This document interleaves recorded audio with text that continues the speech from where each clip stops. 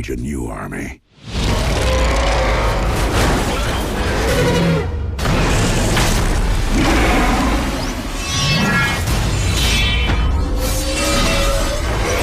Machines, robots, sparks, souls, Transformers: Age of Extinction might not be a cinematic masterpiece, but buried within its convoluted plot is a question that resonates deeply.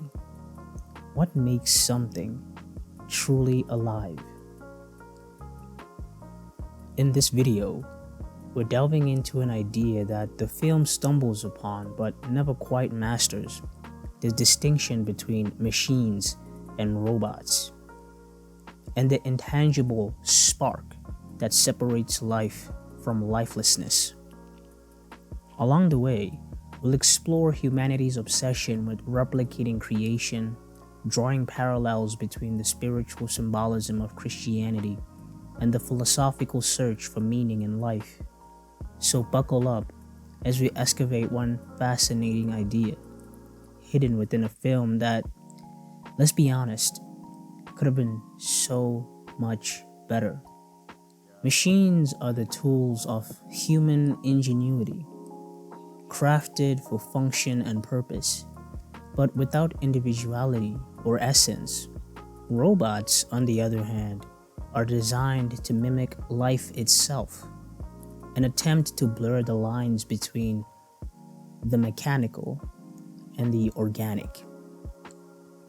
In Transformers: Age of Extinction, human-made Transformers lack the defining trait of their counterparts: the spark. You have no soul! That is why I have no fear. They move, they think, they fight, but they are hollow. There's something integral missing, something that separates life from mere imitation. This concept, while poorly executed in the film, opens the door to deeper questions. Can humanity ever create life? I'm talking beyond reproduction of humanity, of course. Or is there something inherently untouchable about the spark of existence?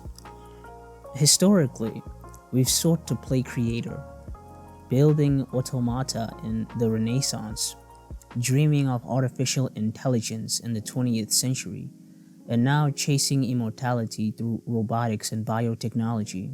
You cannot stop technology. We're not your technology! Yet the gulf remains wide. Machines may be intelligent, but intelligence alone doesn't equate to life. This is where the symbolism of Christianity comes in. The idea of the spark aligns with the biblical concept of the soul, a divine gift that distinguishes humanity from other creations. In the Genesis narrative, God creates a man in his own image, granting humanity a soul.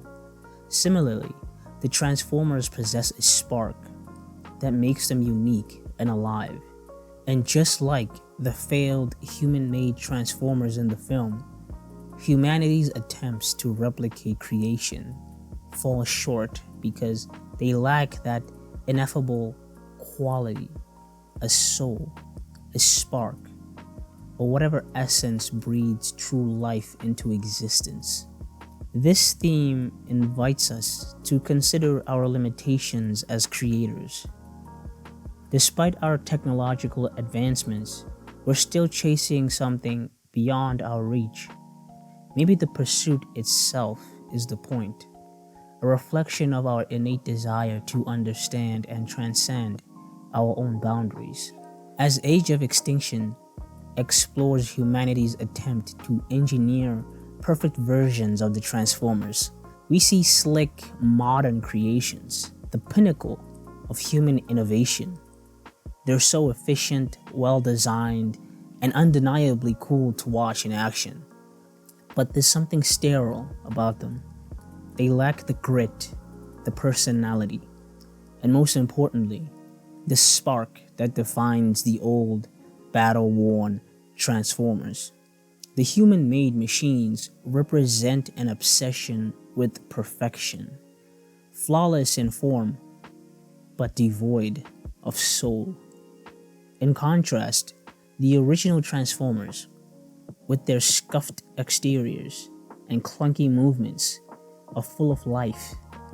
They're imperfect, and it's in their imperfection that they find identity, resilience, and connection. This tension between perfection and imperfection mirrors something deeply personal to me as an artist. For years, I wrestled with the pursuit of perfection, a struggle that often stunted my growth. Every line had to be flawless, every idea refined to the point of losing its authenticity. But over time, I've come to realize that progress isn't found in perfect execution. It's found in the messiness of experimentation, in the beauty of mistakes, and in the compromise that drives creativity forward. Art thrives on the imperfection. It's in the crooked lines, the accidental brushstrokes, and the movements that don't go as planned that we stumble upon something truly original. Science, too, shares this philosophy. Progress isn't about creating the perfect result. It's about failing, learning, and adapting. It's about pushing boundaries, even when those boundaries push back. And perhaps that's the ultimate message buried in the flawed execution of Age of Extinction. Perfection, while desirable, is hollow without heart. It's the spark of imperfection, the dents, the cracks, the compromises that brings life to both machines and art. Here's where Age of Extinction falters. Instead of embracing this profound idea, the film becomes bogged down into a chaotic mix of plot lines, pacing issues, and sensory overload. The potential for a deeply philosophical exploration is overshadowed by explosions and exposition. But imagine a version of the film that truly embraced its themes, one that questioned the ethics of playing God and delved into the existential implications of artificial life. What would that story look like? Perhaps it would examine not just the difference between machines and robots, but the essence of humanity itself, the beauty and tragedy of striving for something greater. At its heart, the concept buried in Age of Extinction isn't just about machines and robots. It's about humanity's quest to replicate the divine act of creation. It's about the spark that separates life from lifelessness and the yearning to understand what makes us truly alive. But whenever you look to the stars, think of one of them as my soul. So while the film may have missed its mark, the question remains powerful. Can humanity ever create a soul?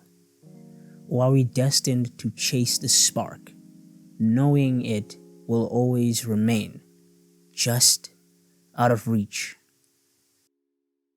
Thank you for giving me your time today. Peace.